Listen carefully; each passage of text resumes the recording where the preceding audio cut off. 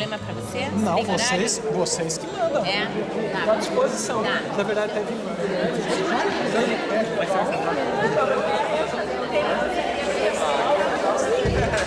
Tudo bom?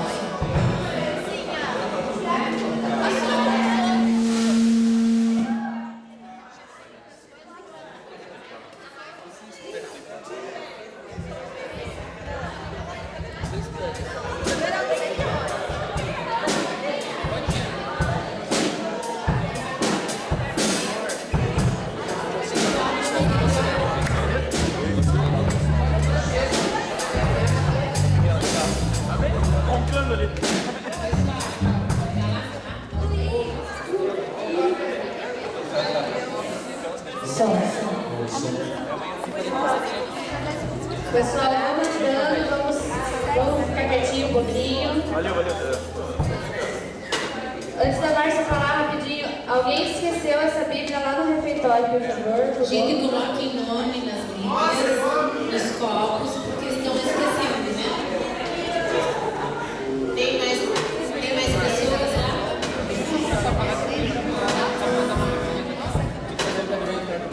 Olha lá, rapidinho, gente, chama o pessoal rápido lá.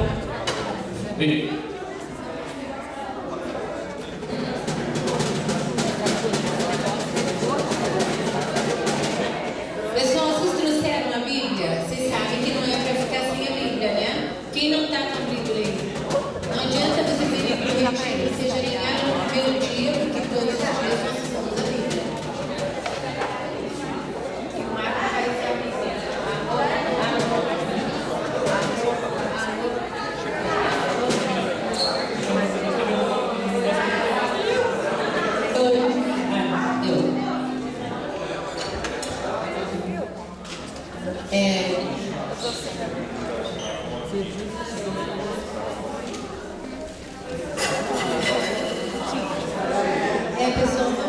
Bonito.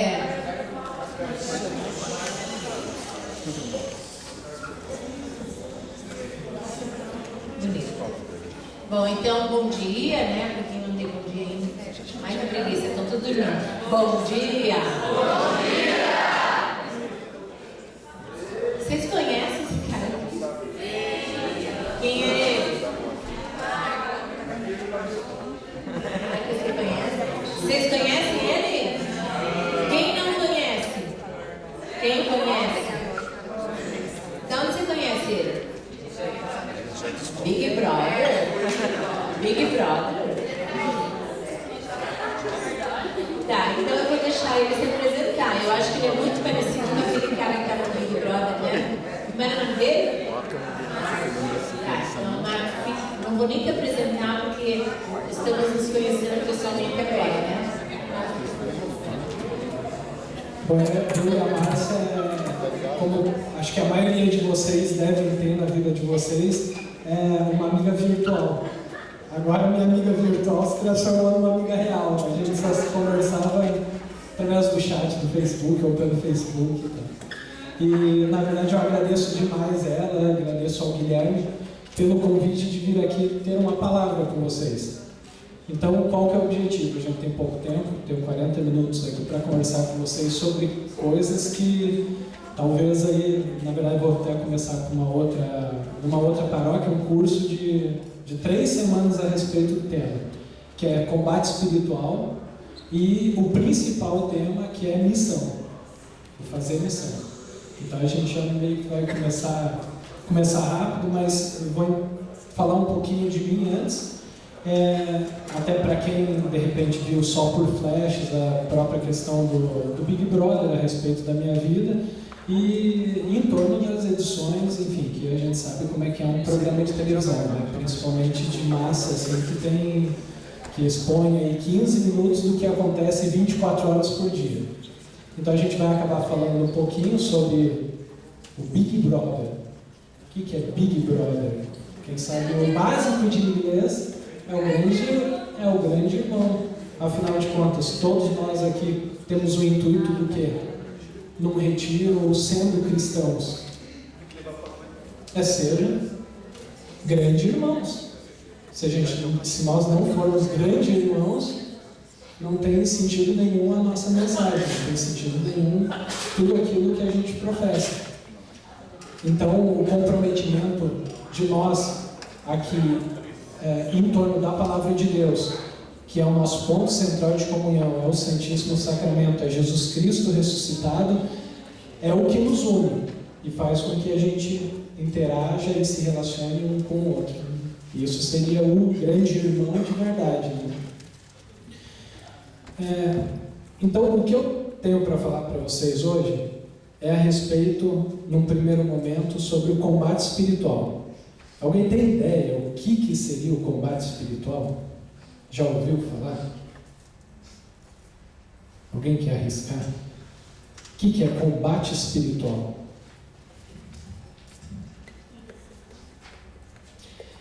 Vamos lá junto?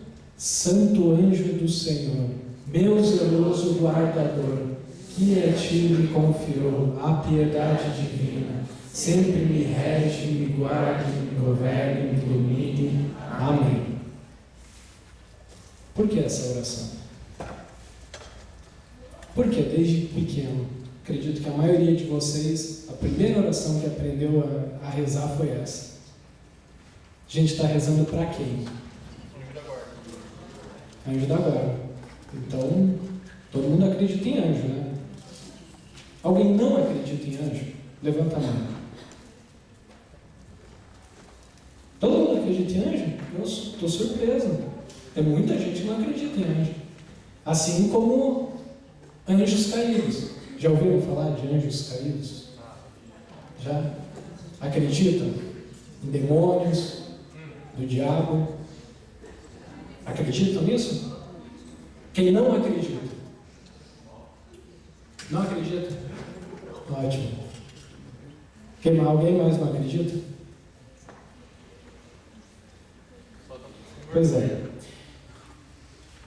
Qual que é a moral do combate espiritual? Oi? Te deixar confuso? Pode ser que o combate espiritual ele às vezes nos deixe confuso. Mas por que nos deixa confuso? Será que, por exemplo, eu trouxe aqui para ilustrar, tá? Gente, depois vocês não vão pegar e sair se batendo com isso daí, que esse daqui é os brinquedos aqui dos meus filhos lá. Por que os guerreiros, eles utilizavam, isso daqui é bem tipo de um centurião romano. Por que utilizavam? O elmo, utilizavam o escudo, utilizavam a espada. Para se proteger. E o que a gente precisa para se proteger na nossa batalha? No nosso combate espiritual? A gente acabou de falar. Anjos, a gente acabou de falar de demônios, do diabo. Mas e aí, a gente? Boa. O que é a palavra de Deus? Ali nesses três instrumentos aí. É o elmo, é o escudo ou é a espada? Escudo?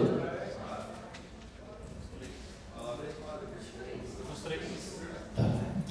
Mas antes de dar essa resposta, vamos lá.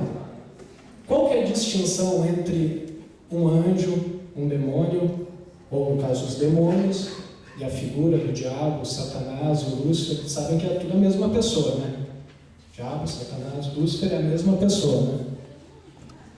E isso é um anjo caído. E aí, mas qual que é a diferença entre um anjo e nós? Ou melhor, o que tem de igual entre o anjo e nós?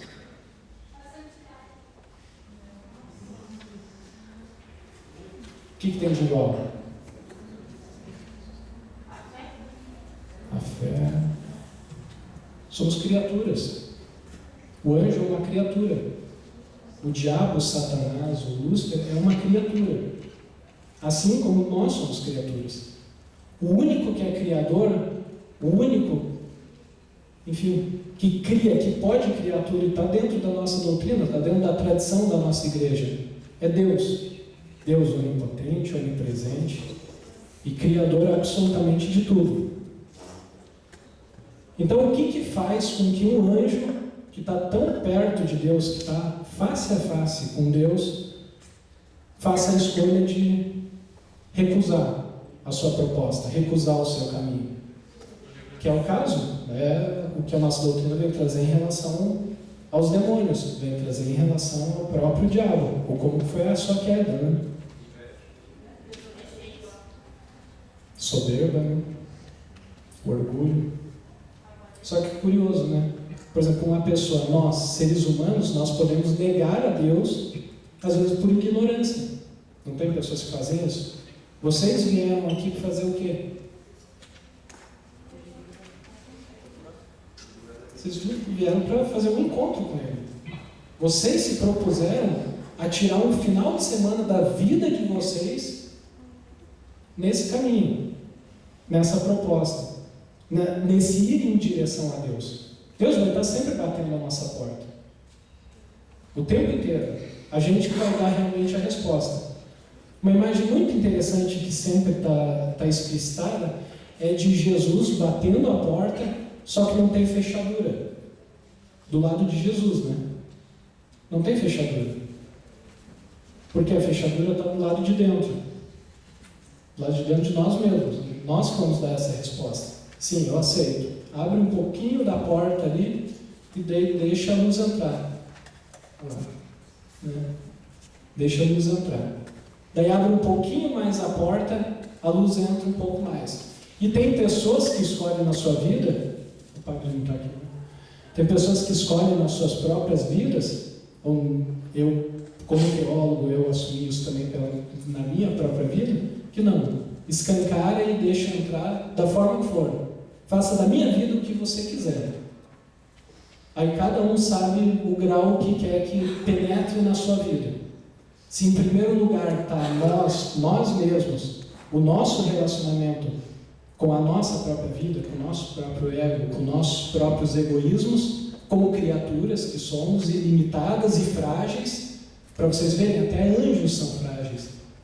Até anjos são frágeis, porque no momento que um anjo cai, quer dizer que ele é frágil, né? Imagine nós, criaturas de carne e criaturas espirituais. Ou tem esses três componentes, né? Que é a carne, a mente e o espírito. E aí? E o que a gente precisa? Para nesse combate espiritual, que um anjo é capaz de cair, o que a gente precisa para a gente não cair? Para a gente estar nessa luta, para a gente estar nesse combate. Porque daí vai entrar no próximo tema que eu vou trabalhar com vocês. E não tem como trabalhar um tema sem o outro. O próximo tema é missão. Como que a gente vai realizar a missão? Como que nós vamos ser missionários? Porque a igreja se diz uma igreja sempre missionária. Não tem como a gente ser cristão sem ser missionário. Não tem como ser igreja sem estar em missão. Tem como ser, por exemplo, um cristão individual? Eu aprendi as coisas da Bíblia ali e tal, e vou viver minha vida particular, não vou me envolver com ninguém, vou ficar lá trancado dentro da minha casa, não vou passar essa mensagem para ninguém, não vou viver em comunidade, não vou vir em retiro. Tem como ser? Faz sentido isso? Alguém acha que tem como ser? Levanta. Acha que tem como ser? Vamos lá, vamos pensar. Por que Jesus Cristo, ele chamou 12?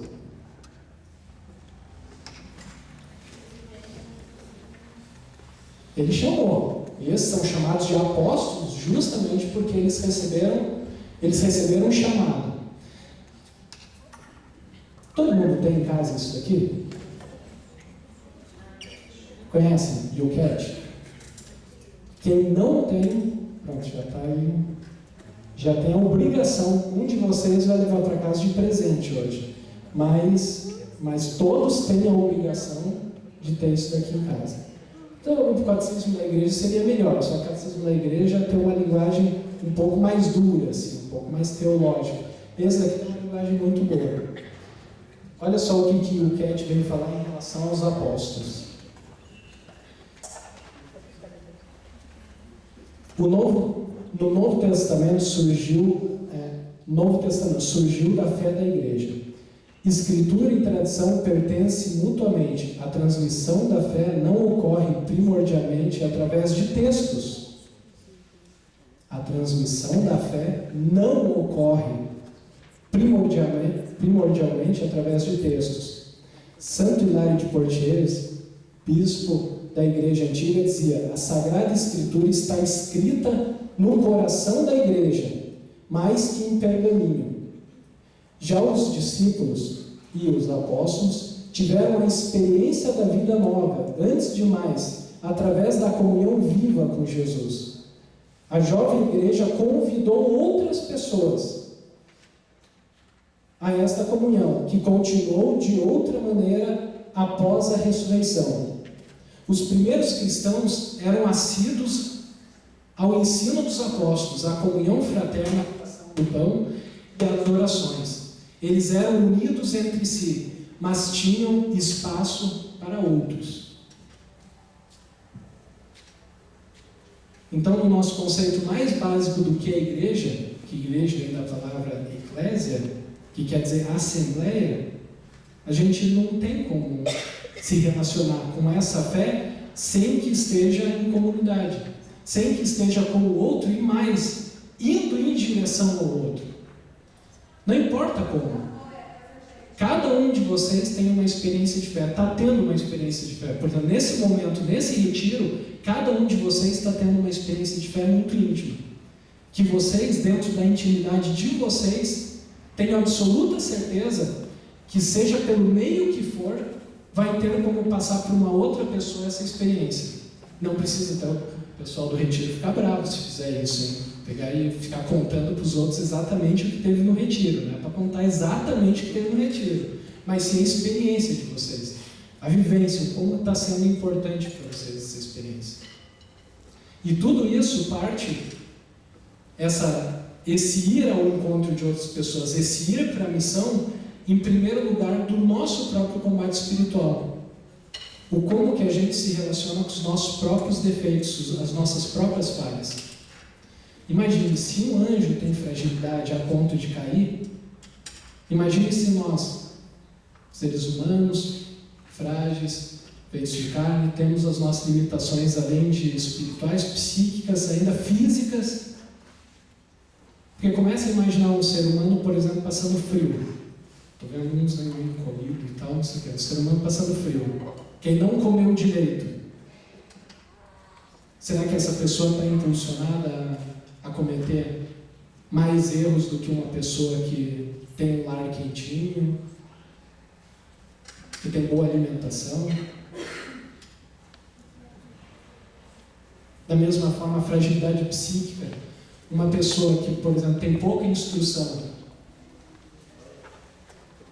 será que tem maiores fragilidades também em outros aspectos? Como lidar com o outro ser humano?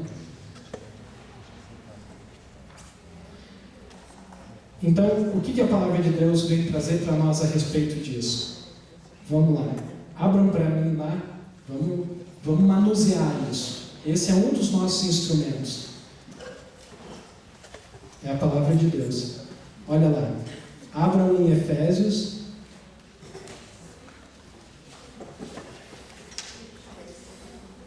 Capítulo 6.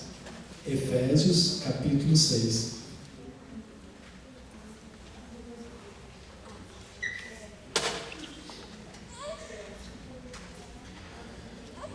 Olha lá, filhos, obedecei aos vossos pais no Senhor. Não, pode abrir, que é a principal que eu vou querer que vocês me acompanhem e leiam junto. Está logo à frente.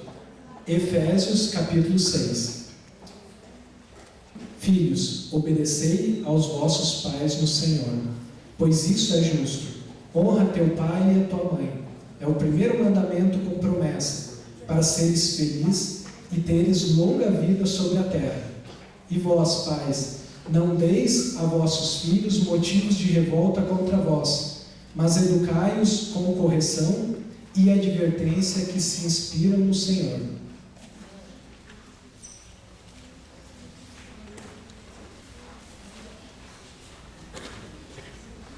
Todo mundo abriu? Força! Efésios está lá, acho que a maior parte das Bíblias está como EFE, ou, na verdade, como é a citação, EF.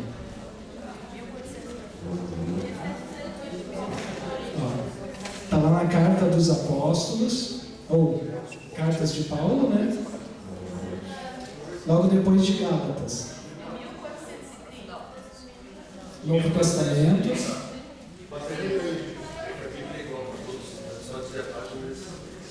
Não, eu não estou com a mesma.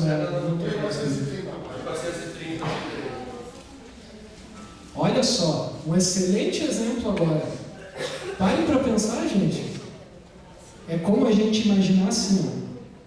Olha lá, um centurião que está com uma espada, e daí a espada aqui, ó, vou lutar. Vai lá, vou lutar. É assim que você vai, ó. É assim que estão lutando, ó. Saber a Bíblia, qual é a página. Tem tantas Bíblias diferentes, aí eu falo a página, depois vocês vão em outra Bíblia, é outro escrito. Não é? Tem que saber os livros, não tem? Como é que vai lutar? Olha lá, ó. Ó o instrumento. E tem gente que não tem nem o instrumento. Cadê o instrumento? Cadê a espada lá? Vai ter que as duas uma proteger a outra lá. Hã? Vai ter que orar bastante, então, para daí o escudo. Quem que é o escudo? Quem que é o nosso escudo? A espada lá, o colega já tinha entregue. Qual que é a nossa espada? Nossa espada, não tem dúvida nenhuma, é aquela palavra de Deus. Então vamos lá. Então lá, Efésios 6, versículo 10. Finalmente, fortalecei-vos no Senhor e na força do seu poder. Revesti a armadura de Deus, para poderdes resistir às insídias do diabo. Pois o nosso combate não é contra o sangue, nem contra a carne, mas contra os principados, contra as autoridades, contra os dominadores deste mundo de trevas, contra os espíritos do mal, que povoam as regiões celestiais. Por isso deveis revestir a armadura de Deus, para poderdes resistir no dia mau e sair firmes de todo o combate. Acompanharam? A tradução está diferente de vocês? Como é que está de vocês daí? Nossa, isso. Olha só, então o que acontece? Por que a gente não pode pegar e fazer citação? Claro, vocês estão com as Bíblias todas iguais, aí a gente poderia num sentido pedagógico. Só que por que a leitura da Bíblia sempre se pega, enfim, o documento, o Evangelho, enfim, a carta, e fala-se um nome e dá-se um capítulo e um versículo? Porque vai ter várias traduções diferentes. Daí vocês pegam uma página que está em uma Bíblia, na outra é uma página completamente diferente. Então, por isso que sempre quando cita, sempre quando olha, é dessa forma. Assim que a gente vai saber manejar bem a nossa espada. E aqui Paulo vem falar da armadura de Deus. A gente se revestir da armadura de Deus. Quer dizer, a espada é as Sagradas Escrituras. E a armadura, então, é a armadura, o que quando ele fala é a armadura de Deus. Então aí que ele estava falando da nossa colega, né? Ela está com a espada junto com a outra. Só que ela tem que se concentrar bastante na oração, para chamar Deus para próximo ali, para que esse combate ele esteja tenha todos os instrumentos para esse combate.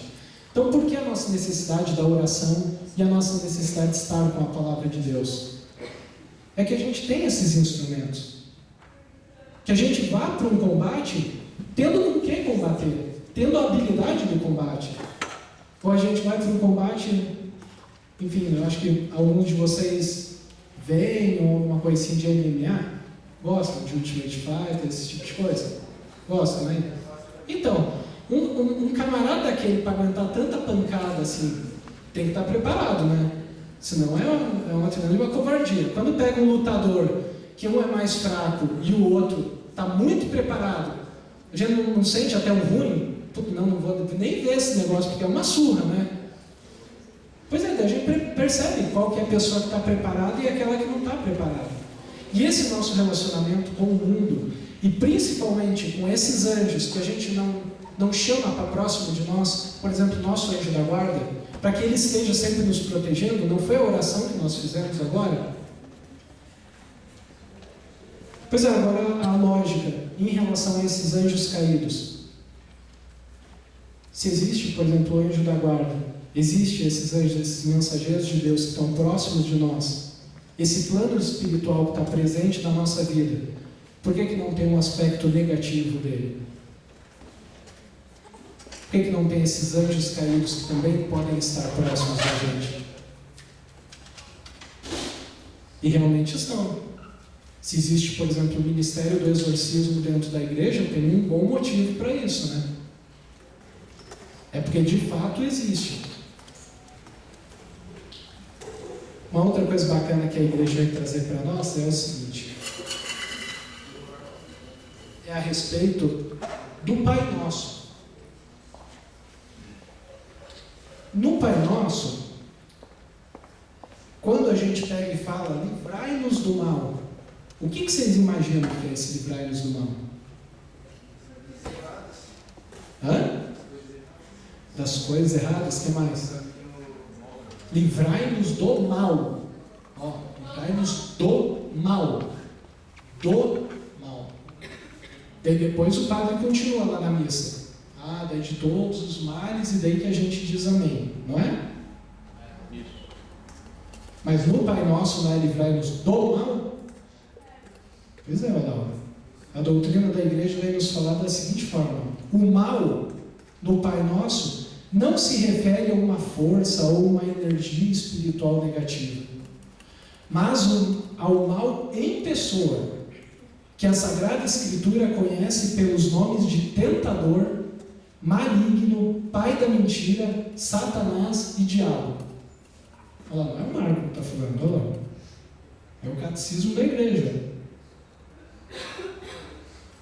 Então, quando vocês rezam o Pai Nosso, o mal é o primeiro tentador. Foi aquele que realmente os primeiros seres humanos caíram no encantamento dele e caíram.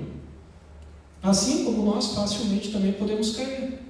Desde influências em relação ao que acontece na sociedade, as coisas que a gente assiste, o como a gente se relaciona com o outro, assim como a influência espiritual. Se a gente não está preparado para todos esses elementos, realmente conhecendo todos esses elementos que vêm contra nós, agora mesmo, junto com a banda, a gente estava fazendo uma oração contra quem vocês conclamaram para que a gente esteja preparado? Contra o inimigo. O inimigo, quem que é o inimigo?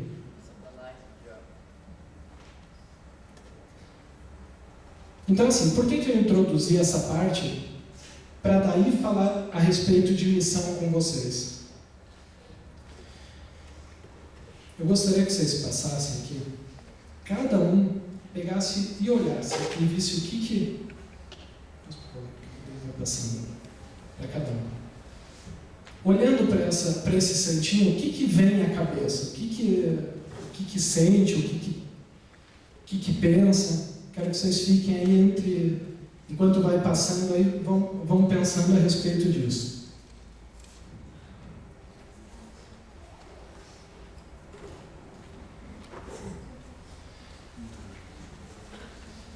Alguns sinais aparecem na nossa vida justamente para nos dar auxílio em relação a esse combate espiritual.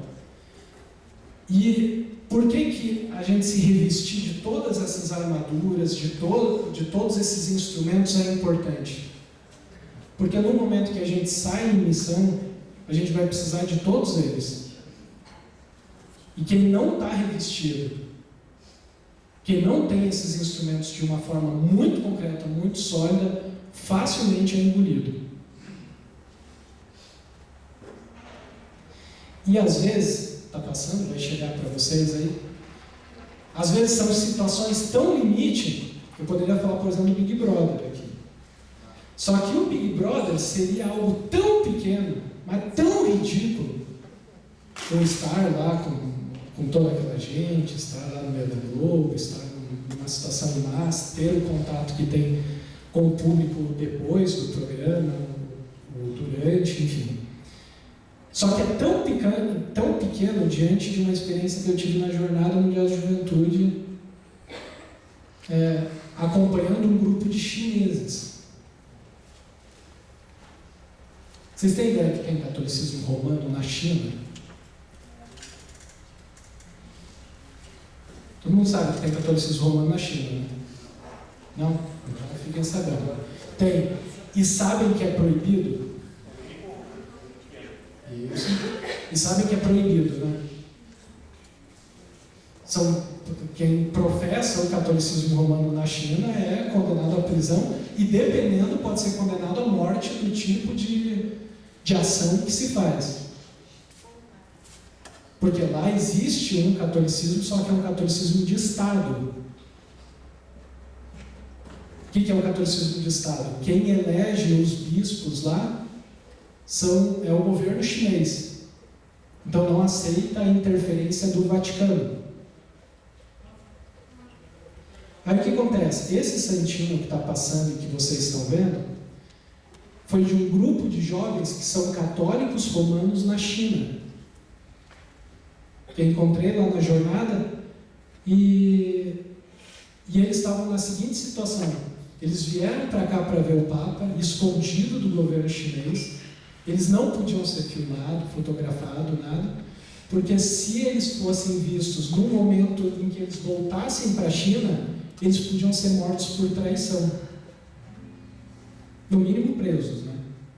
E esse santinho que está passando, eles fazem nas casas, que é justamente onde eles também celebram a missa. Porque eles não podem celebrar em ambiente público. A gente está falando de 2012, 2013, 2014, estamos em 2015. Eu estou falando isso para vocês. Existe exatamente essa realidade hoje, de cristãos que são perseguidos, assim como no Oriente Médio, lá no Estado Islâmico, matando a beça. E por que, por exemplo, esse grupo de chineses, em especial esse rapaz que me deu esse santinho, por que ele está lá? Ué, veio para o Brasil? Olha que molezinha. Olha que molezinha ser cristão aqui no Brasil, não é? Não é ser católico aqui no Brasil? Pô, também ainda 67% aí. E ainda os outros 20 e tantos por cento da população é cristão e evangélico, né? Protestante, enfim. Então, um país completamente cristianizado. Por que eles estão lá? Vieram para cá e voltaram. Por que será? Por que será que eles estão lá no Oriente Médio, estão lá naqueles países que estão sendo perseguidos pelo Estado Islâmico, sendo decapitado e tal, continuam lá?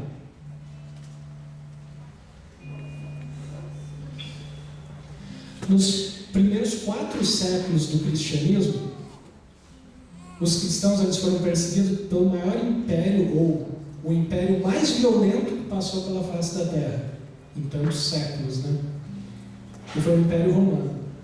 O cristianismo foi perseguido por 4 séculos.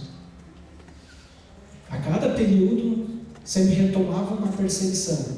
Os circos romanos, que hoje a gente vê o MMA, né? Como imaginar lá, o lutador lá e tal, daí pega lá um cristão, pega um de vocês assim, você é cristão? Então tá bom, vou te colocar lá com o John Jones lá. Você vai ter que se virar agora lá com o John Jones. É mais ou menos isso que acontecia em Roma nos 4 primeiros séculos. Pegavam os cristãos, colocavam nos círculos romanos, nos períodos de perseguição, porque consideravam que os cristãos não podiam professar a sua fé na realidade do Império. Tem lá o Panteão Romano, estive em Roma 3 semanas atrás, tem lá o Panteão Romano, onde tinham todos os deuses que poderiam ser adorados pelos cidadãos romanos. E no caso, Jesus Cristo não foi aceito dentro do Panteão, porque Jesus Cristo não representava um povo. Representava um povo, uma cultura. Jesus Cristo representava algo universal. Algo que principalmente quem mais se identificava era aquele povo pobre. Eram os escravos, eram as prostitutas, eram os miseráveis da cidade de Roma. Quem mais se identificava. Então não, que dignidade que tem esse Deus? Os deuses que estavam lá para ser adorados no panteão romano eram só deuses que representavam força, que tinham realmente representavam um povo. Que Deus é esse? Que Deus é esse que foi crucificado? Se permitiu ser crucificado, ser humilhado lá,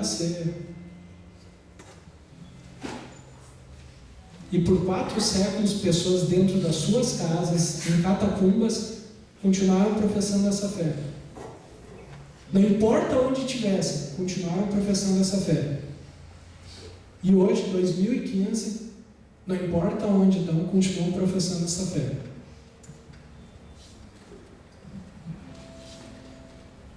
Então, assim, gente, é bem curtinho o tempo. O que eu quero trazer assim, de inspiração para esse retiro e dessas experiências e disso tudo que eu falei? Que nós temos uma forma de, na nossa intimidade, no nosso relacionamento de vida com as pessoas, trazer algum sinal, mesmo que seja mínimo. Um sinal mesmo que seja mínimo. Você pegar e carregar isso daqui no peito. Você fazer um sinal de caridade, seja com o teu irmão, seja honrando teu pai e tua mãe. E algo, às vezes, muito bobo, muito simples, que todos nós acreditamos, fazemos todos os dias e muitas horas por dia, que é na internet. A internet aceita qualquer coisa, e a internet é um campo completamente sem lei. E que a gente pode levar o nosso maior sentimento, o nosso todo, o que a gente de verdade acredita. E dentro da internet tem uma perseguição muito grande a quem professa a fé. É basicamente ridicularizado. Qualquer coisa que se coloca, qualquer coisa que se posta, ou está no grupo de pessoas que já têm a fé, ou de outra forma é completamente perseguido, ridicularizado e tal. Então está aí uma missão para passar para vocês. O que vocês acham? De sair desse retiro, olhar para as mídias sociais de vocês, olhem para as mídias sociais de vocês e se vejam, eu sou cristão.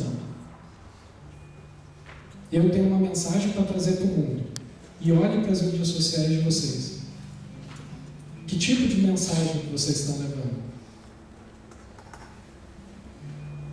Como vocês estão se apresentando para o mundo? Que tipo de testemunho que vocês estão dando para o mundo como cristãos? E que tipo de mensagem que a partir de agora pode levar?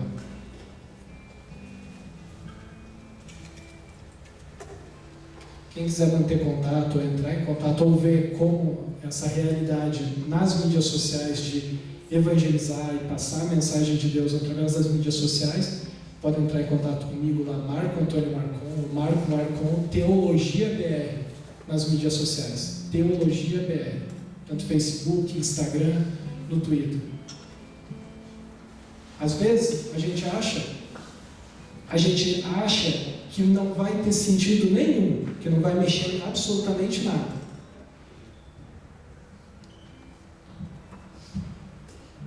Na vida de ninguém. A única coisa que vai mexer, ou a única coisa que vai fazer assim, para mim, ou é para minha mãe, ou para o meu grupo de jovens e tal, e que, enfim, não vai tocar de repente o coração de ninguém. Ou não tem nenhuma curtida, não tem nenhum compartilhamento, aí eu posto lá um versículo, por exemplo, da palavra de Deus, e não tem nenhuma curtida. Aí eu posto uma foto mostrando a língua e pronto, sem curtidas. Tá? Só que o mais importante é o seguinte, é quando uma pessoa, só para a critério de respeito à própria pessoa, vou pedir a autorização dela. Lúcia, muito obrigado pelo teu depoimento. Amanhã darei uma formação para um grupo de jovens que estará em retiro aqui em Curitiba. Posso citar teu testemunho? Com certeza, amigo. Obrigado, fique com Deus. Gostaria que você lesse. Pessoal.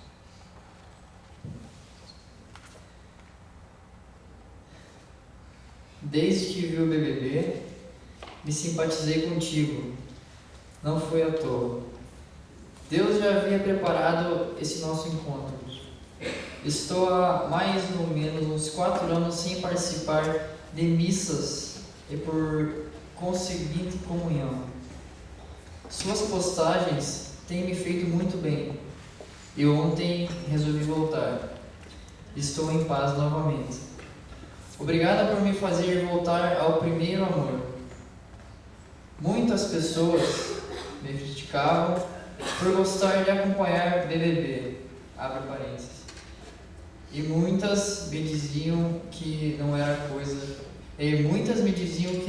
coisa para cristão ver, fecha parênteses. Mas Deus coloca, abre aspas, anjos, fecha aspas, em nossa vida. Disso eu não tenho dúvidas. E quis o Senhor Jesus que fosse através do BBB que eu voltasse para Ele através de você. Obrigada por ter sido esse anjo. Que Maria Santíssima interceda sempre ao Pai por você e sua família. Graças e louvores sejam dadas a todo momento.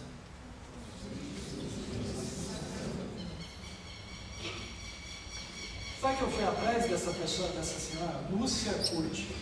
Eu fui atrás para ver se em algum momento ela tinha interagido comigo nas minhas mídias sociais.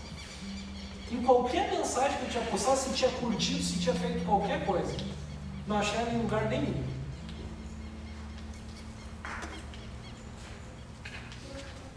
Então faço a parte de vocês também. Que às vezes numa situação tão boba, tão fútil da nossa vida, a gente consegue tocar no coração das pessoas.